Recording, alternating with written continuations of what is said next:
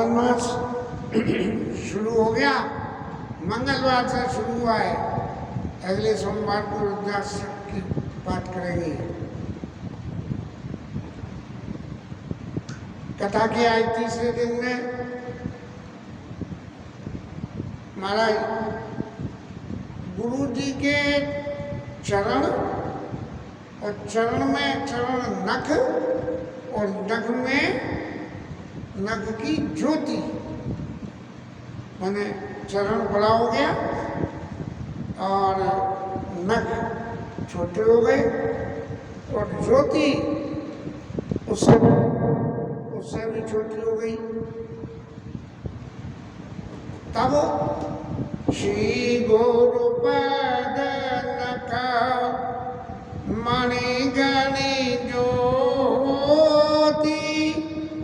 गुरु महिमा इतनी हो गई कि नख की ज्योति भी और उस ज्योति का भी स्मरण कर लो तो सोमेरा दिव्य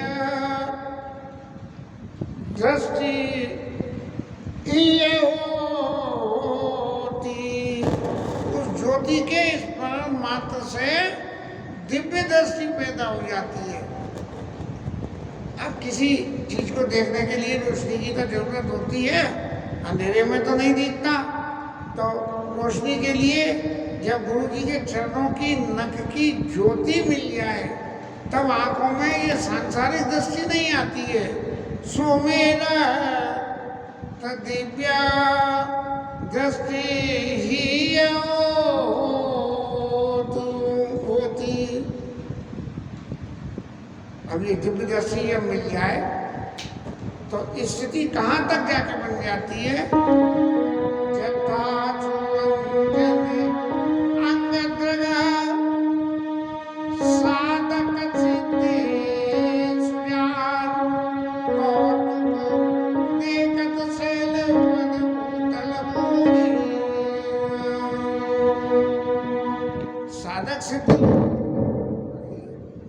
साधक सिद्ध लोग घर गृहस्थी में से छोड़ के वन में जाके और भगवान के भजन के लिए अपना जीवन समर्पित करते हैं।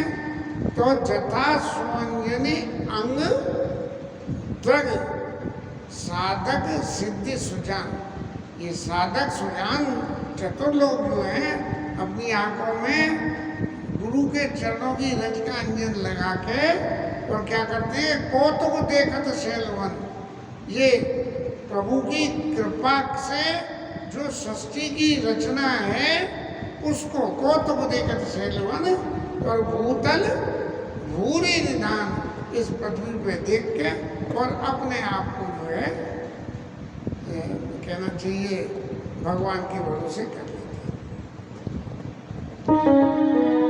आगे गुरु के चरणों में अभी तक ज्योति की वंदना हुई, अब आज की वंदना हो रही है।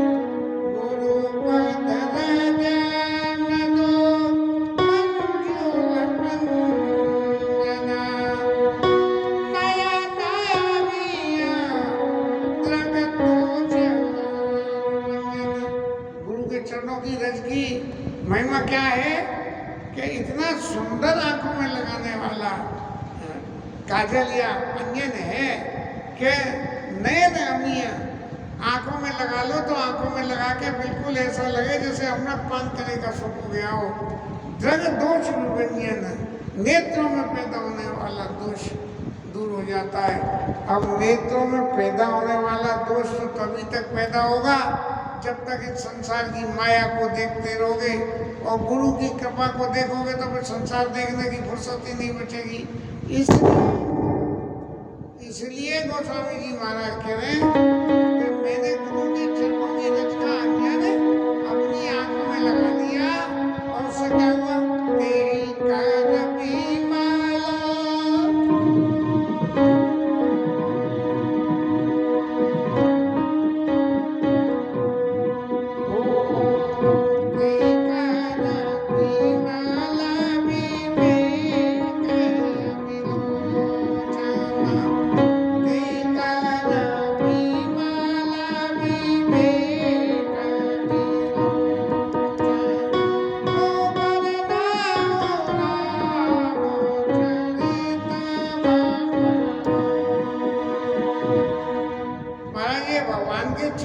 वर्णन करने के लिए पावर कहाँ से आए मेरे पास में? तो पावर आने के लिए गुरु जी के चरणों की रज का मैंने जब अपनी आंखों में काजल लगा दिया तो मेरे विवेक रूपी नेत्र खुल गए, और उन विवेक रूपी नेत्रों के खुलने से मैं भगवान राम के चरित्रों का वर्णन करता हूँ। अब भगवान के चरित्र का वर्णन करने से पहले कुछ साधना भी करनी पड़ती है। कोई शुभ काम करने से पहले कुछ भी तैयारी करनी पड़ती है। उस करती हुई तैयारी में सबसे पहले मैं क्या करता हूँ कि सबसे पहले मैं ब्राह्मणों की वंदना करूँ। क्यों? ब्राह्मणों की वंदना करने से सब कुछ सुलभ और सिद्ध हो जाता है।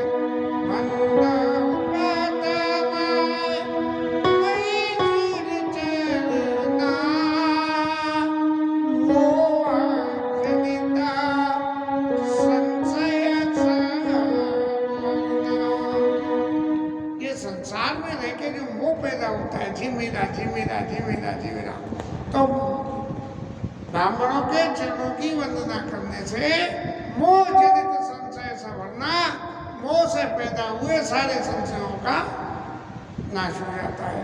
और क्या होता है? सुजन समाज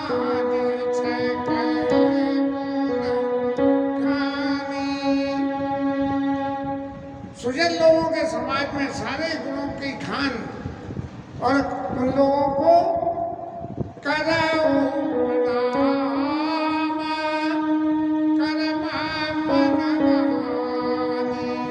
मन वचन और कर्म से इन लोगों को मैं प्रणाम करता हूँ। जीवन में सत्संगति यदि लो और सत्संगति को लेके और कोई भी काम करोगे तो सफलता मिलेगी। इसी उम्मीद से महाराज गोस्वामी जी हमारे वंदना कर रहे हैं और कह रहे हैं सुजन समाज सकल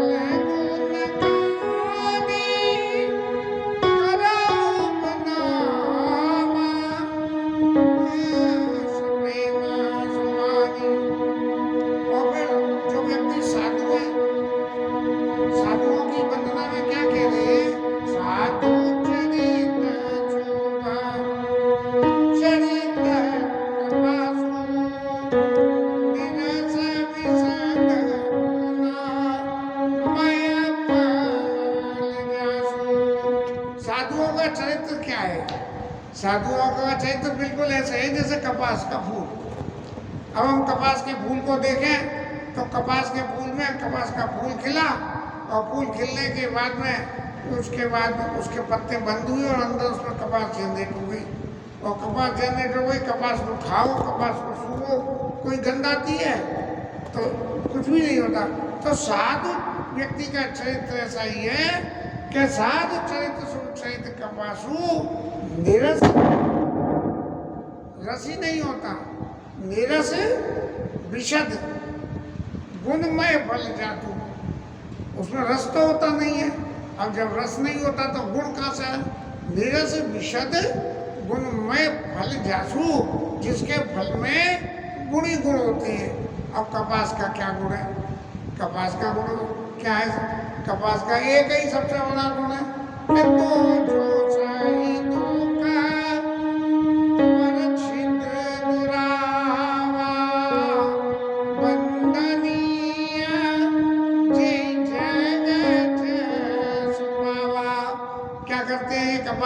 कपास से सूट और सूट से कपड़ा, तो दो सही कपास के फूल को तोड़ा जाए और उसमें से खींच खींच के रुई निकाली जाए और फिर उसका कपड़ा बनाया जाए।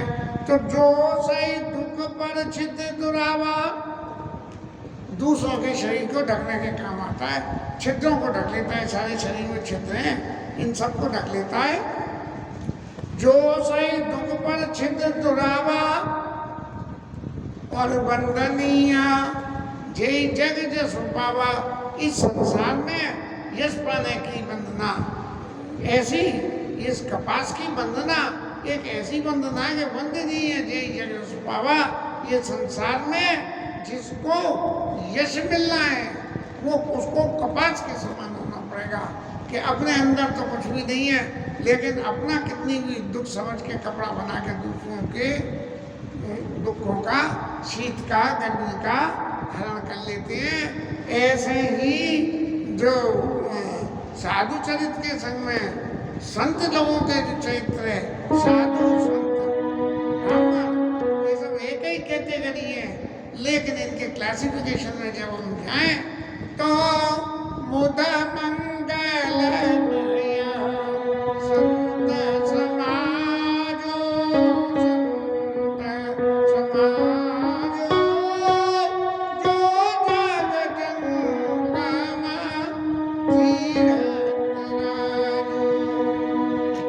तीरथ राजो। संतों का समाज, ये साधु और संत, ये दोनों एक ही आइडेंटिटी के दो नाम हो गए। तो जो संत हैं, मुद मंगलमय संत समाजू, जो संतों का समाज है, माने ग्रुप है जो संतों का, मुद मंगलमय संत समाजू, जो जिन जंगम तीर्थ राजू। कैसा है कि जैसे प्रयाग का तीर्थ राज है, तीर्थ राज में गंगा, यमुना और सरस्वती तीन मिलती हैं, तब जाके वो तीर्थ बनता है।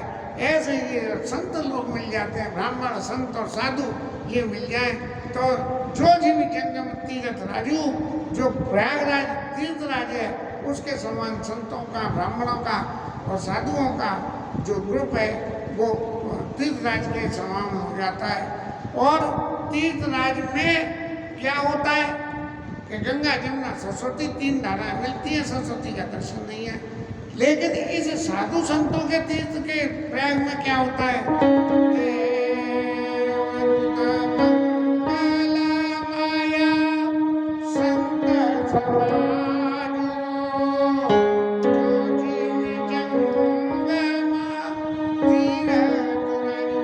एक तो चलता रहे और एक जंगम माने एक स्थान पे जम जाए। तो इसमें यहाँ धार कौन सी है तीन धारों में कि राम भक्ति धारा, भगवान राम की भक्ति जो है वो गंगा के समान है। और सरसई ब्रह्मा विचार प्रचारा, और सरस्वती कौन है कि भगवान की भक्ति से जब सरसई ब्रह्म, जब ब्रह्म के बारे में जब इस जंगम तीर्थ में जाके और हम बातचीत करें और ब्रह्म विषयक बातचीत हो तो वो सरस्वती के समान है। और निषेधा मैं कलिमल हरनी, और जो काम करने की मना करे विद निषेध में कलिमल हरनी, ऐसे किए हुए कामों के मल को हरण करने के लिए जमुना स्वरूप में कौन है, बोले कर्म कथा। क्या है कि वो जो है वो कर्म कथा रविनंदन बरनी, सूर्य तनया यमुना महारानी, ये यमुना गंगा सरस्वती का जो संगम है, इसी संगम में जैसे महत्ता है, ऐसे ही साधु संत और ब्राह्मण मिलकर जो संगम बनता है उसकी महत्ता है। और संगम में क्या है कि संगम में हरिहर कथा विराजत बेनी, जहाँ ये तीनों धारें जाके मिल जाती है त्रिवेणी, तो वहाँ जो भगवान की कथा है वो त्रिवेणी के समान है। जब साधु संत और ब्राह्मण मिल जाए तो भगवान की कथा हो तो वो त्रिवेणी के समान है। और सुनत सकल मुद मंगल करनी, और सुनते ही जब वहाँ साधु संतों के समान में जाओ और जाके बैठ के सुनो तो सब तरह के मंगल ही मंगल होते हैं। और तीर्थराज में एक चीज और है कि तीर्थराज में एक अक्षय वट और है, तो क्या बटो विश्वास अचल निज धर्मा, अपना धर्म जो है, अपना विश्वास जो है ईश्वर के प्रति, ये अक्षय वट के समान है। और तीरथ राज समाज सुख कर्मा, ये सबसे अच्छा कर्म है कि तीर्थराज में जाके अक्षय वट के दर्शन करें। और अक्षय वट के दर्शन करने में ये वट विश्वालक्षणी धर्म, अपने धर्म को यदि हम पकड़ के रखें, विश्वास से रखें, और है क्या कि सबाई सुलभ सब दिन सब देशा, 365 दिन साधुओं का समाज हमेशा सुलभ रहता है। इलाहाबाद तो जाने के लिए, प्रयागराज जाने के लिए तो बहुत कुछ करना पड़ेगा, लेकिन साधु के समाज में जाने के लिए क्या है, सवई सुलभ सब दिन सब देशा, सेवत सादर समन कलेशा। चित्त में पैदा होने वाले क्लेशों का ये जो है साधुओं का समाज, संतों का समाज, ब्राह्मणों का समाज नाश कर देता है। अकत अलौकिक तीरथ राम, देई सतफल प्रगट।